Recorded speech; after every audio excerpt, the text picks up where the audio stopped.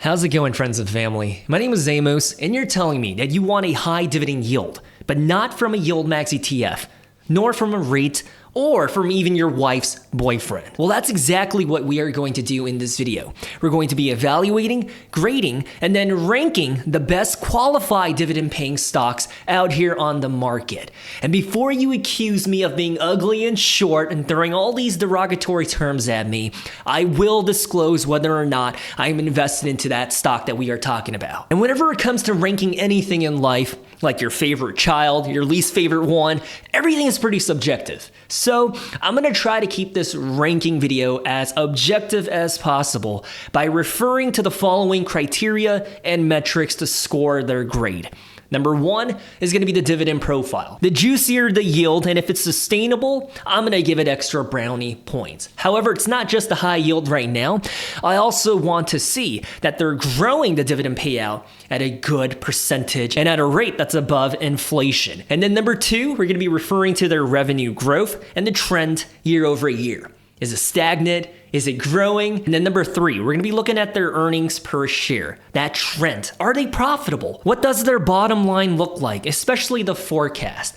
And then last but not least, to round it up, number four is gonna be the cheese factor. Do they have an economic moat? What is their business quality? Do they have a competitive advantage over their peers? Will they still be at the top of their game 20 years from now? And do I believe in their future? Yes, this one is absolutely subjective, but hey, it's only gonna account for 25% of the grade, and that's what makes investing fun, right? All of this is so subjective, and what makes it interesting is one person might fancy and love a stock, and someone else might be like, dude, that thing is dirty, ugly, hairy, get it away from me. And then in terms of the companies in question that we're going to be grading and ranking, there's gonna be over 20 of them. And I made the very difficult decision to leave off the Mag 7, including NVIDIA, Microsoft, Google, and etc., because I already made a few ranking videos that are dedicated towards them. So go and watch those ones if you care about only the Mag 7. And plus, they wouldn't be fair in this competition because even though their CAGR and their growth in the stock market is really impressive, their dividend yield is really, really low. So it wouldn't make sense in this video. Because today we're talking about the high yield qualified dividend payers. So at least 3, 4, 5%. So who are the companies in question? Every single one of them, as I just alluded to, are gonna have a very juicy dividend yield that pays a qualified dividend payout. So it's not gonna be taxed at your ordinary tax bracket. It's gonna be taxed at the 0, 15, or 20% capital gains rate. So it's taxed more efficiently. So company number one is gonna be Target. So right now I'm using a website called stockanalysis.com. This is my go-to platform to look at numbers, data, and metrics. They're currently $95 a share. And what makes Target different from Walmart, their competitor, is that 85% of their revenue is made up from consumer discretionary spending. So items and purchases and stuff in the basket and cart that we don't necessarily need. So like home goods, furniture, makeup, new clothes, and etc. Whereas Walmart, you go there to buy your groceries, and then of course the customer demographics entirely different. Year to date, Target they've been going through it. All right, it's a pretty tough situation. They're down by negative 29%. They're bouncing around their one-year low, $87.35. For all case and purposes, they're pretty much there. However, let's go ahead and go through the following four metrics. I think their revenue right now is pretty rough. It's flat. And I think it's the exact same number that they posted, well, slightly smaller than 2022. So for the past 3 years, it's been declining and just stagnant. And as we scroll down and take a look at their earnings per share, which is essentially this line item right here, their net income, which is also known as the profits, the bottom line, what's left over after funding for all of the different overhead costs, such as your employee's salary, such as the facility rental costs, and when they buy their merchandise from China, that's the cost of goods sold. You bake everything in, what's left over, $3.9 billion. Not bad. But the reason why I prefer the earnings per share is that you divide that number with the shares outstanding. So you can see the quality of their bottom line. Right now, it's $8.58. And if we look at the trend, it's stable. It's kind of flat, kind of shrinking since 2024. So right off the bat, we can see that they're not growing. Objectively, on paper, by numbers and metrics, they're not growing. However, if we jump on over to their dividend profile, right now their dividend yield is pretty good. A 4.7%, you can't argue with that. I think that's pretty darn good. For me, I think a decent dividend yield would be anything around 3%, 3.2%. To see 4.7 and the fact that it's sustainable, I really like it. What I do not like, because also a part of the dividend profile, is the growth of this number right here. To see it only be growing by 1.8%, not good. But what is good is it's sustainable, it's healthy. Meaning, from that $8.58 of their earnings per share, 52% of it is utilized for this number right here, $4.56. Meaning, they still have about $4 and some change left over to reinvest into the company, to increase their employees' salaries, to have money in the reserve in case there's setbacks or obstacles. The lower this number, the better it is as a general rule of nipple. I know a lot of people out here dismiss this entirely, but it is a good indicator to see whether or not the dividend itself is going to be sustainable, healthy, and can they grow it in the future. What I see right here, it should be. And the crazy thing is, I know the face lies. I look like I'm 18. However, I'm in my mid-30s. They've been growing their dividend for the past 54 years. So 20 years longer than I've been alive, which I think pretty darn impressive. So I think that kind of makes up for the fact that right now it's growing at a very sluggish pace, but their history, yeah, it looks pretty darn good. I think in the pandemic, they got a little too ambitious and they hiked their dividend by a ridiculous amount and they weren't able to sustain that. And that's why I think lately on this channel, we've been covering companies where they are having this explosive EPS growth year over year, and yet they're choosing not to increase their dividend by a ridiculous, ludicrous amount, because I think they're learning from the mistakes from companies like Target where they get just too crazy with it. So it's better to be safe than sorry. It's better to be conservative than to be crazy. So after taking a look at Target's numbers, I would argue it's kind of balanced. On one hand, their top line, which is the revenue, and their profits, it's kind of stagnating or even shrinking, whereas their dividend profile looks magnificent, right? So I think it kind of balances itself out.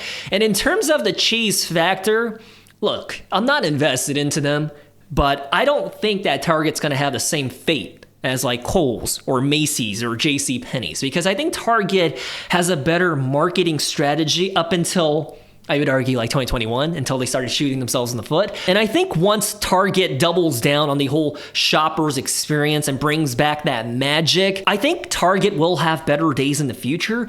But as of right now, it's going to be somewhere in between a D and a C. So this grading system right here, it's based on the US grading scale. So in our education system, it doesn't matter if you go to a private school or a public school, we're graded at an A, B, C, D, and F. A C is an average. Where I went to school, it was a 75 and up, which blew my mind because when I went to college, the grading scale was a 70 to a 79 was a C. So my high school and middle school grading system was a lot more difficult than the college and universities that I attended, but that's neither here or there. So a C, I would argue, is average. It doesn't mean it's bad. It doesn't mean it's good either. They're just where they should be, and they're performing in line with the majority of the stock market, which is about 70%, right? B is above average. They got to be delicious. They got to be really good. In A, dude, we're talking about top tier in every single quality metric and criteria across the board, all four of the factors that we're taking a look at. With Target, I think this is a C minus. Now, I still think this is a really good company. It's just, as of right now, current situation, not too good. Right, we can't turn a blind eye to what's happening to their numbers and metrics and the consumer behavior of avoiding Target for the time being.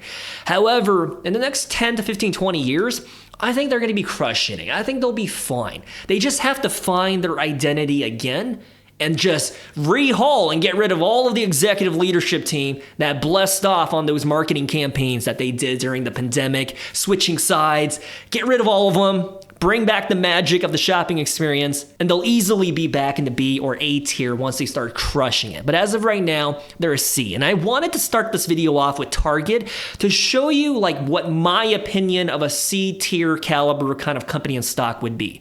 Target. The next one that we're going to be taking a look at is Altria. ticker symbol MO. I'm going to tell you this right now. There are 3 guarantees in life. Death, every single one of us that's born is eventually going to perish. It doesn't matter if it's at age 56 or at 120, we're all gonna leave one day. The second guarantee in life is taxes. The third one is a sock. Your favorite pair of socks, you're never gonna have it again because the dryer, it's gonna mysteriously make it disappear. So those are the 3 guarantees in life, but also tobacco. It doesn't matter what day and age we live in, whether we are in colonial America or in 2054, nicotine and tobacco products are here today and here tomorrow. So we're gonna start things off backwards. Let's take a look at their dividend profile. Right now it's a 6% dividend yield that is qualified, by the way, so it's taxed at the capital gains rate. So I think it's phenomenal. Payout ratio is 79.6%, which for a company that's as mature as Altria, dude, this company has been around for hundreds of years, right? They're not a startup. To see it at a 79.6%, it kind of makes sense in line with their company and business DNA and timeline. What's crazy is they are growing it at a rate that's better than the historical rate of inflation, which is about 3 to 3.5%. So 4% dividend growth rate. I really like what I see so far. And it gets even better, friends and family. Just like Target, they've been growing their dividend for the past 56 years. So when you think about the past 56 years, just think about all of the economic craziness that we experienced. The financial recession, the pandemic sell-off, the dot-com bubble crash of the year 2000. Something happened in the 90s as well, in the 80s. They've been growing their dividend throughout the ages, despite the setbacks, despite the headlines, despite whatever happens. For me, I think that shows you that their operations and financial health as a business, super sturdy and excellent. So when we take a look at their dividends paid out visually, I mean, this is just a beautiful picture, right? Consistently and reliably growing. They do not cut their dividend and they don't decrease their dividend. It's phenomenal. Anyways, if we jump on over to their stock price pattern, year to date, for the past 8 months, a company as stable and as mature as Altria, 28% in 8 months. Dude, it's pretty wild to see. And if we take a look at their financials, this is where the brakes should be slightly pumping as you're driving 70 miles down the highway, because when you take a look at their revenue depicted visually, 2015 was 18.8 million. Right now, it's 20.2 billion. So yes, in the grand scheme of things, in the past 10 years, it is growing. But since the year 2021, it's been stagnant and even shrinking. So when the top line or the revenue of a business operation is not inherently growing anymore, then the name of the game becomes increasing the margins and improving the balance sheet and the books. So the revenue for me, I don't like what I see. However, if we scroll down and take a look at their bottom line and their profits, this better be improving. And see, friends and family, exactly what I said, right? Since 2019, in 2019, they actually experienced a loss, which means it took them more money to operate the company than they were generating. So it was negative $1.2 billion. So we'll start in 2020. So their profit was $4.4 billion. And since then, it's been going up steady, except for the past 12 months or so. But now it's $8.7 billion. So when you take a look at the trends of how they're improving their margins and their profitability as a business, at least that's going for them. So when we take a look at their earnings per share, it plays out $5.17. Not bad. So I think their financials slightly below average, but I really like what I see with their dividend profile. I mean, a 6% dividend yield, that's in the territory of rates. And with rates and their dividend payouts, it's taxed at your ordinary income bracket. So at a very high rate, like 27%, 29%, whatever. To see your dividends be taxed at 0, 15, or 20% with Altria payouts at 6% dividend yield, I like what I see. And then the chase factor, I think I kind of alluded to it, right? I think their product is very sticky. I'm not a fan of what it does to people, but as a business operation and as a potential investment, I think it makes a lot of sense. And where are my manners? Altria is a company that I am invested into. I don't have a lot of money into it, but I do have a few dozen shares. And by the way, if you're like, why would you invest into a nicotine or a tobacco company? If you invest into an S&P 500 index fund like VU or SPY or VTI, you're also investing into Altria and all the other various stocks. So can we just stop it right there, friends and family? Anyways, With Altria, if I had to pick between the two, like Target or Altria, as of right now, what's happening? Personally, I would rather go with Altria because not only is the dividend a little bit higher with better quality, with 2 extra years of growth baked in, but Target right now, I think they're going to have a lot of headaches until they figure out how to bring their loyal customers back. Whereas with Altria, they're just one smokeless tobacco product away from being just like Philip Morris or their other competitors that are crushing it. Their trading multiples are so much higher than Altria because right now, Altria is about a 12.2, thinking about 1 year out. And when we think about their competitors like Philip Morris, their trading multiple is a 20.8. What I'm saying is if Altria rolls out a smokeless tobacco product that's very popular like Zyn, I know they have one that's called On with an exclamation point, but if they bring out one extra product, they can be in that exact same territory. So in terms of like the short term, the next 6 to 12 months, I'm going with Altria every day of the week. I think this is a C+ or a B- type of company. But when I think about as a long-term investor, I don't really like to buy into stocks thinking about the next 24 hours or week. I like to buy into stocks to give them time to marinate, to cook. When you make a delicious meat barbecue like kalbi, right? In Korean, it's short beef ribs. You don't just let it marinate in the sauce for 15 minutes. Dude, you put that into the fridge and let it sit overnight. You let it marinate for like 15 hours. That way the juices of the meat can be Likewise, with investments, I like to let them marinate and compound because time in the market is your friend. Because despite what people say, when you invest into a high quality stock, given 5, 10, 20 years, they'll do just fine, go up and down, and do whatever they need to do in the stock market. And eventually they'll be 100% up, 200% up, 300% up, and etc.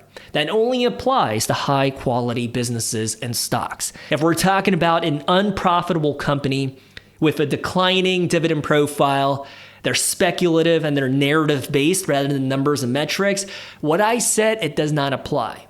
But anyways, with Altria, with long-term vision, it's tough. What I'm thinking is on paper, they're so similar, but I would probably go with Altria as well. This is one of those few buy and hold forever type of investments, in my opinion. You don't really need to think too much when it comes to Altria. You just buy some of it at a good price point and you leave it alone and check back in 20 years. They'll probably be much higher in the dividend. Your yield on cost for your dividend would be like, 15%. So I think as of right now, we'll leave them as a B-. I think it's solid. I don't think they're a normal B or a B+ because their revenue is not increasing. But everything else looks pretty sound to me.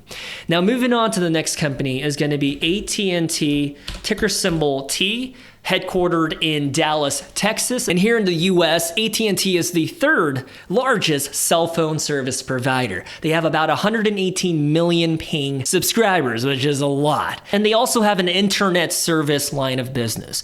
And as you can see on your screen, year to date, AT&T, they're up by 20%, kind of similar to Altria.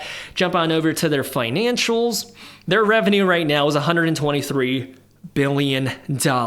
But what I do want to mention and call out and emphasize is their revenue has been declining since 2019 because they've been divesting the growth aspects of their business, such as their streaming platforms, their production companies. They're trying to run lean and only focus on the cell phone and internet lines of business because they used to also have Warner Brothers and DirecTV.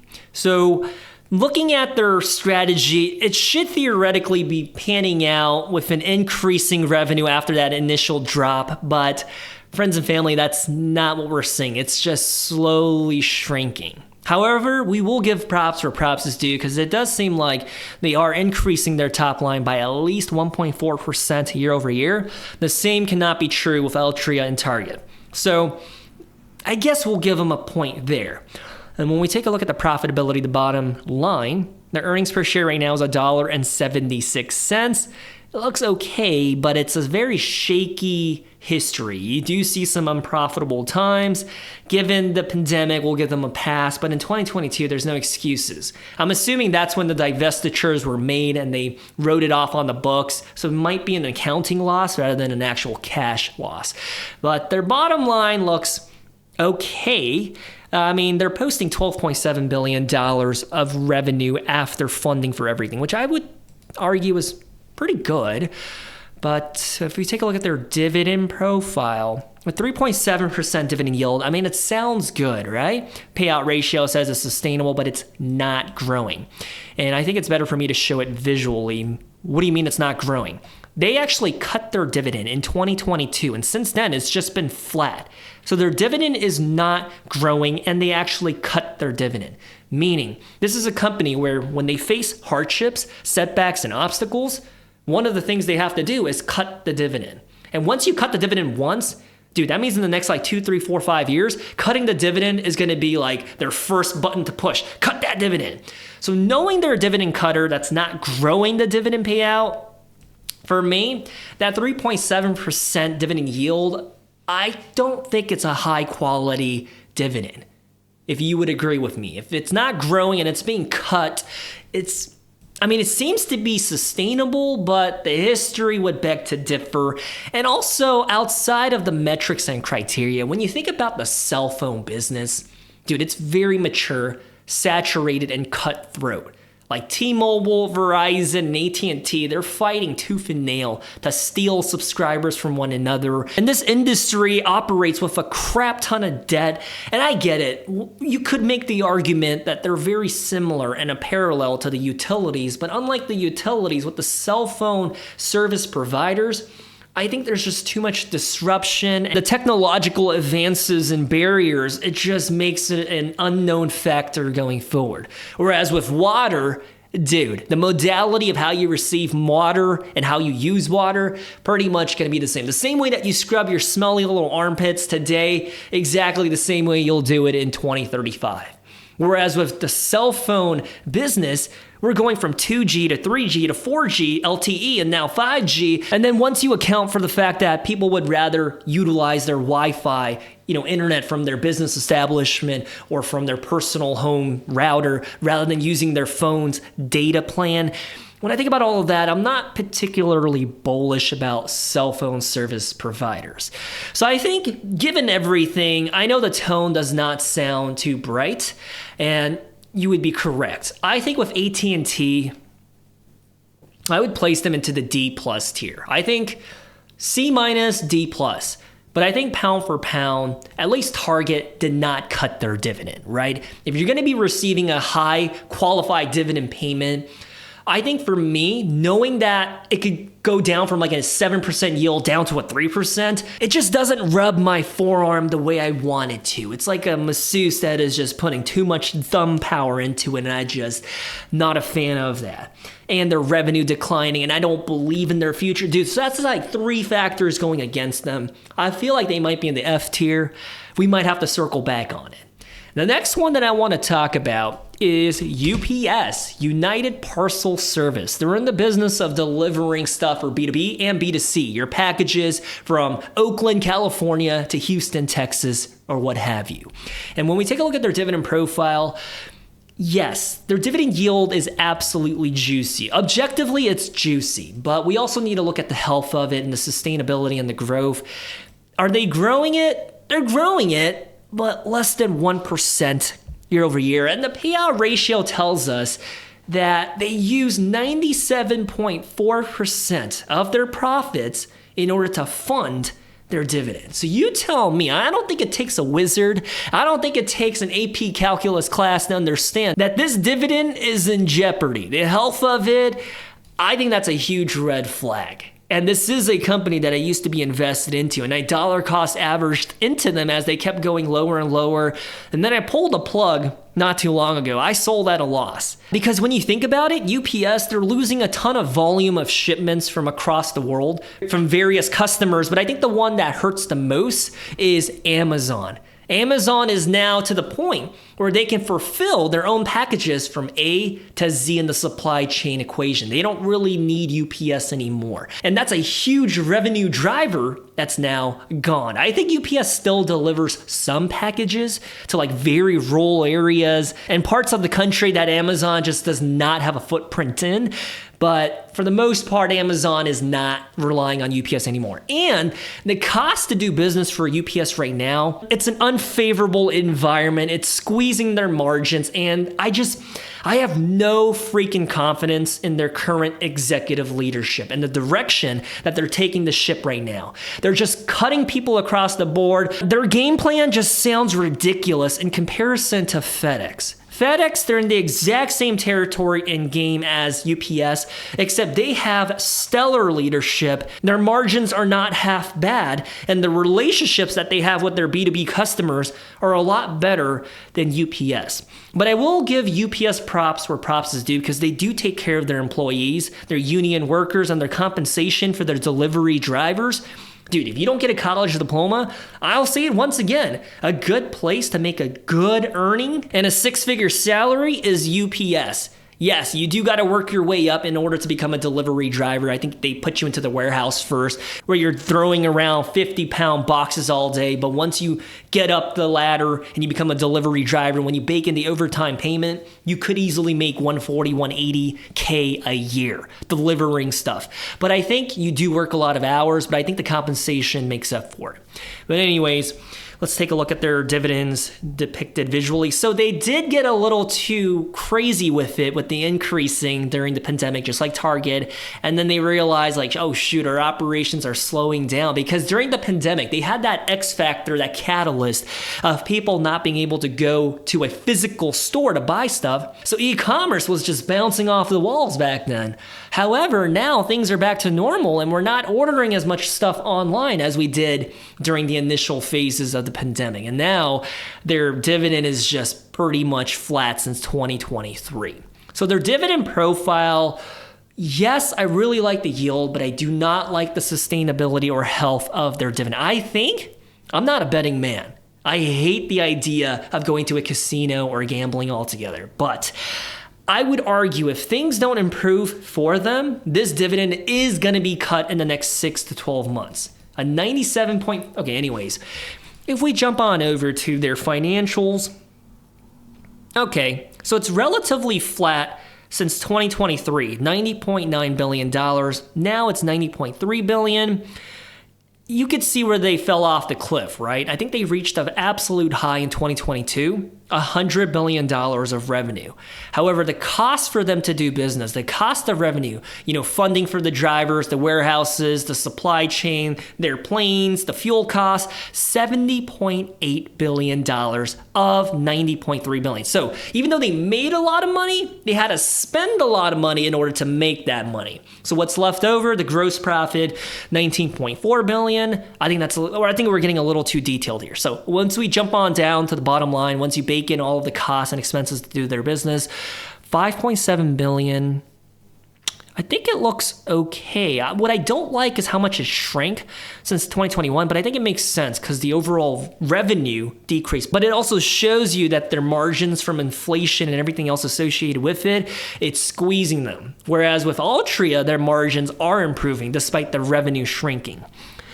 So their earnings per share, as of right now, the trailing 12 months, that's what they're posting objectively, $6.72. Dividend payout is $6.56. Yikes. That's not good. So when I think about UPS, I think this is a company that I miscalculated it too, right? Because I think when I started investing into them back in like 2019, 2020, and dollar cost averaging here and there, I saw a bright future for them. However, when you take a look at them year to date right now, they're down by negative 30%. And if I zoom back 5 years and show you the kind of success they used to have during the peak of the pandemic, when everyone was buying everything online, $216 a share, $224 a share, to what they are right now of $87 a share, it's just, I think it might be a good place to work for. I don't know. I used to work in the supply chain space, and I heard mixed reviews of the business itself, but as an investment, yeah. I mean, if I made the executive decision to sell them at a loss, I think that speaks volumes, right? I think they're going to be into the D- or F+ tier. And actually, I take that back. I think that's a little too harsh of an evaluation. I think UPS, it's pretty similar to AT&T. There's a crap ton of debt. Their revenue is shrinking. Their margins are being squeezed. The AT&T is a dividend cutter, but UPS, the sustainability of their dividend, it might be cute and beautiful right now, but in a matter of months, if things don't change, it's going to be just like AT&T, and they're also going to be a dividend cutter. So baking all of that in, based on the numbers and financials, I'm not too confident in them. But in terms of what they do, their business operation, dude, their scale, their footprint, and how they serve the logistics industry in North America, Europe, Asia, all around the world, I do think they have a valuable business model that could potentially be sold or acquired or taken over by FedEx, Amazon, but then there's also going to be regulatory probing saying, hey, that's going to create a monopoly. So I don't know what's going to happen to them in the future. I think I'm slightly towards the bearish perspective. I would argue FedEx would be the much better alternative. Or if you're bullish on the whole delivery of parcel, then the 1099 business drivers like the Walmart Spark or Amazon driver or whatever, like DoorDash, I'm more bullish about that than I am with UPS. So we'll just leave them as a D-. And the next company is going to be General Mills, ticker symbol GIS. They're a grocery store CPG conglomerate. No matter where you go in a grocery store, you're going to see some General Mills products. They make food for humans and for our pets. They own Blue Buffalo, which is one of the more high quality pet food brands out there. Year to date, all the CPG players are suffering right now, so it doesn't surprise me that General Mills is bouncing around their one-year low. $49. Their lowest price in the past 1 year is $48.29. And their current trading multiple is a 12, which is really freaking low. When you reach the single-digit numbers of like a 9 or 8, the market is basically pricing in that you're going to have zero growth going forward. To be at a 12, it says a lot. Wall Street, they're pretty bearish on the CPG stocks right now. Jump on over to their financials. Yeah, it's a similar story to Target, right? I think their revenue was growing up until very recently, $20 billion in 2023.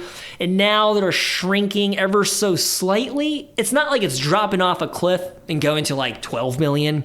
They're still holding it steady at about 19.4 billion, but the facts are they are shrinking by about 1% year over year, and then again by 1.8% year over year.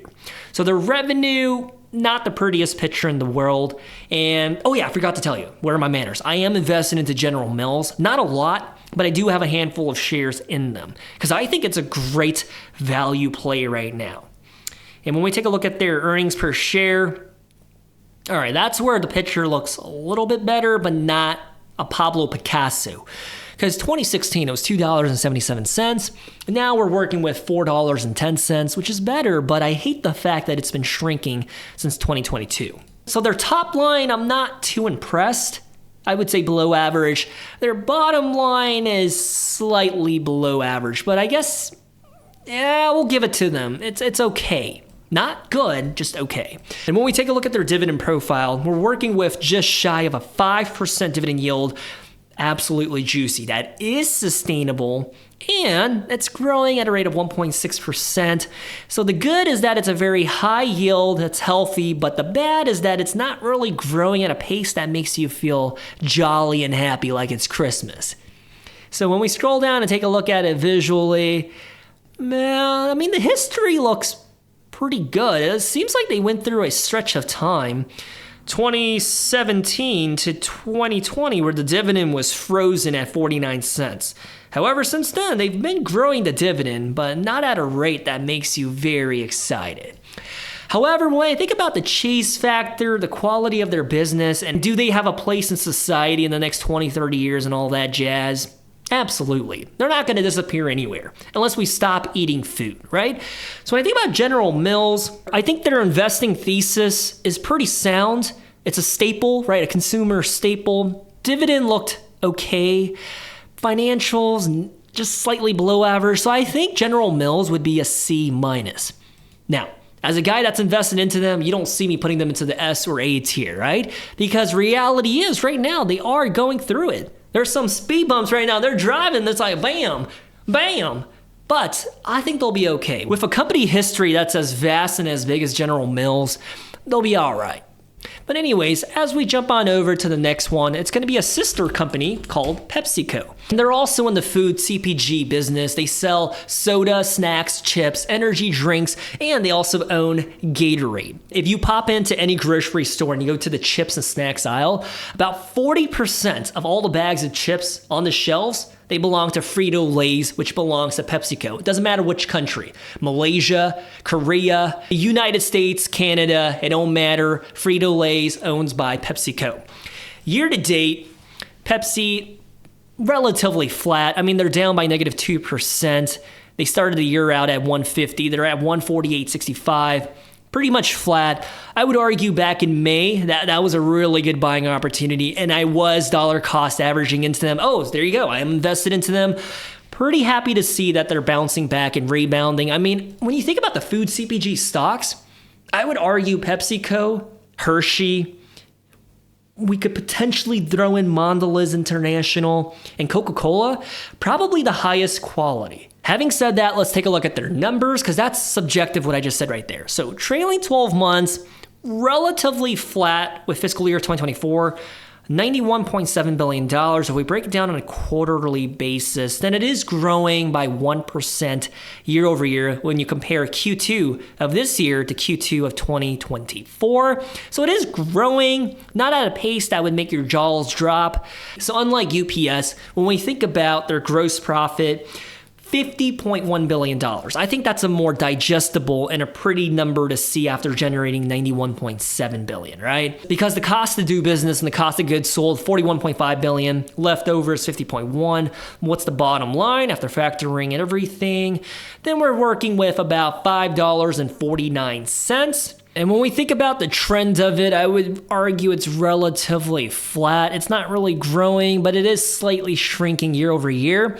And before we jump on over to their dividend profile, what you have to understand is with PepsiCo, you don't calculate their dividend payout ratio with their normal GAAP EPS that we just took a look at. Rather, you take a look at their core adjusted EPS.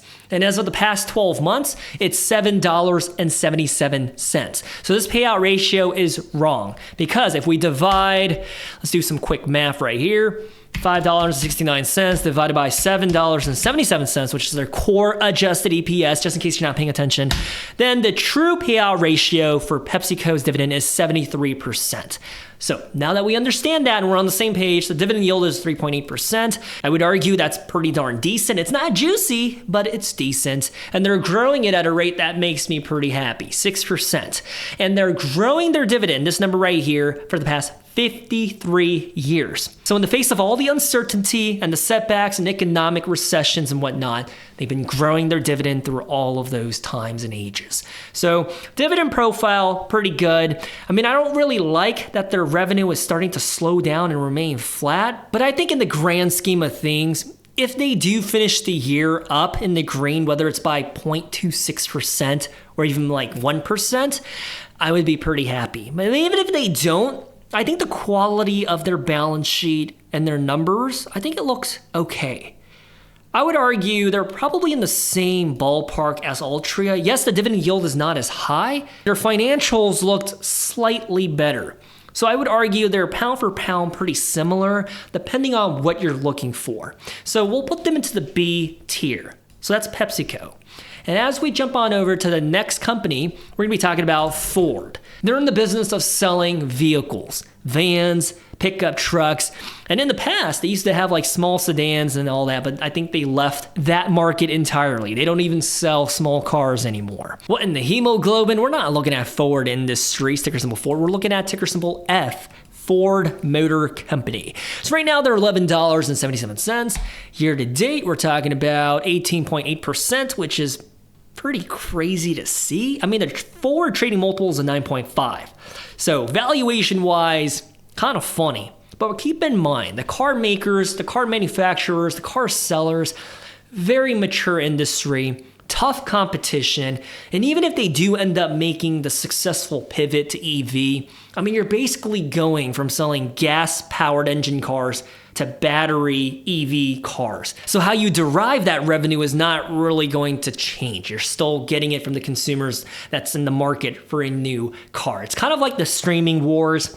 We were basically going from cable TV to online streaming. The money really didn't change. It just changed in terms of the methodology of how you derive that revenue, whether it's an online streaming service or whether it's from like Cox Cable. But all that to say, before I go to the financials, I'm going to tell you this right now. Their revenue is pretty darn impressive. Okay, so their market cap is $46.8 million. All right, that's how much the stock market evaluates Ford.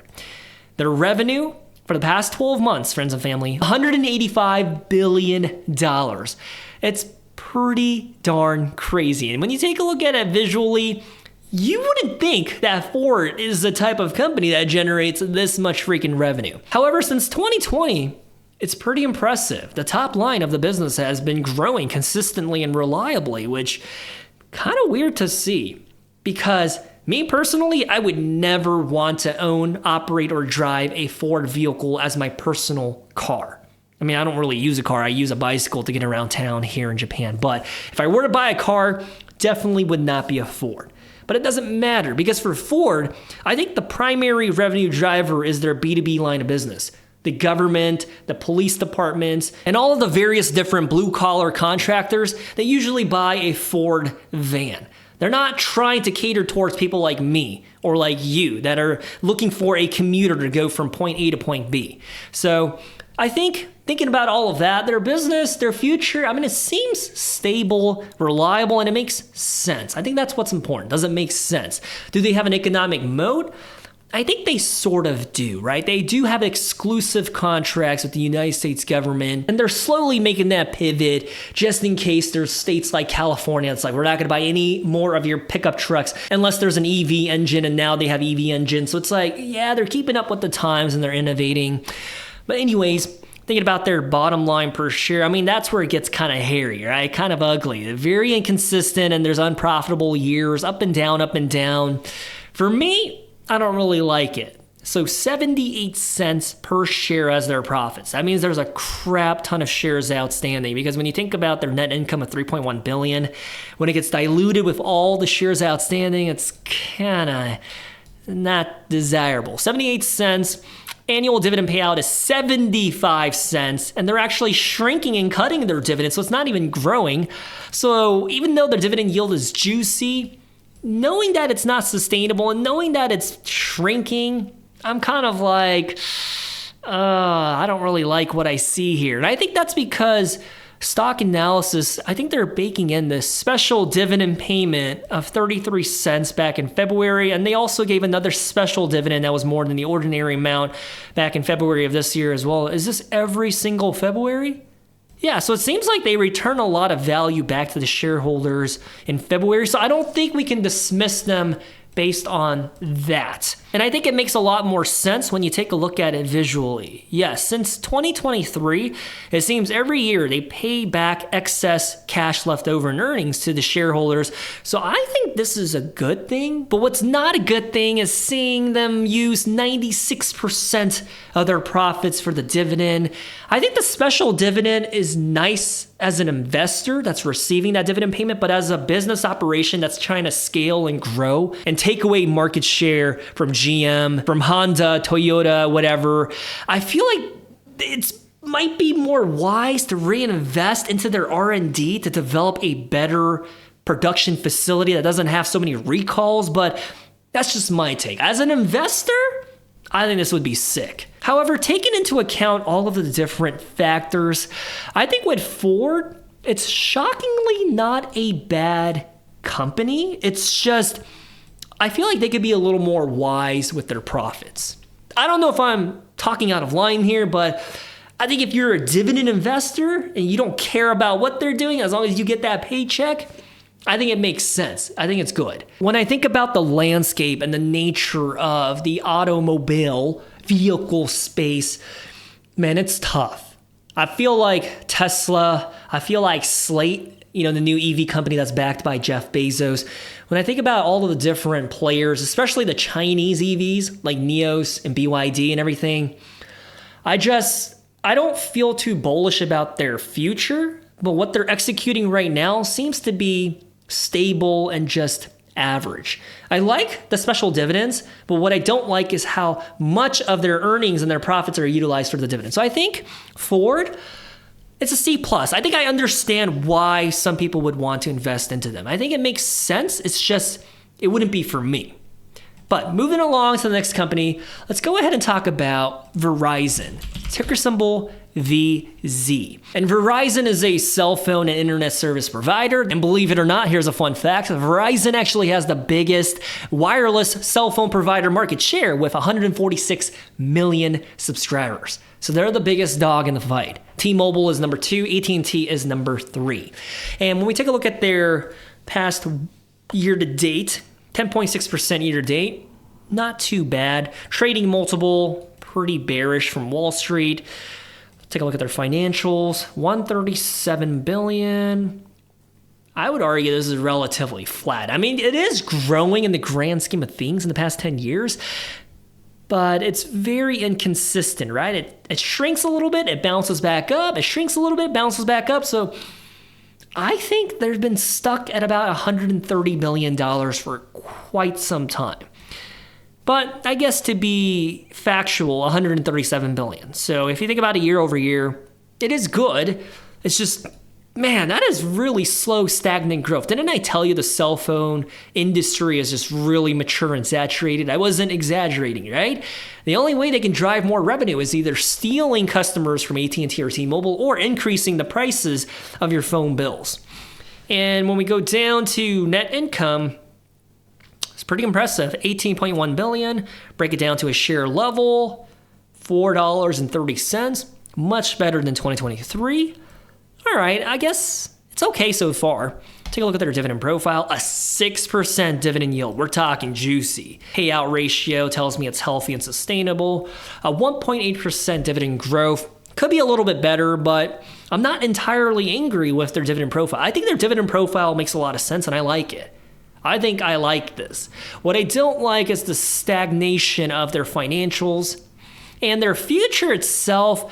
I'm going to say this right now. I think when I think about the cell phone and the internet service providers, they're going to face disruption, setbacks from Starlink and other internet service providers because necessarily you don't even need Verizon or AT&T in order to make a phone call anymore. As long as you're hooked up to Wi-Fi, you can make that phone call.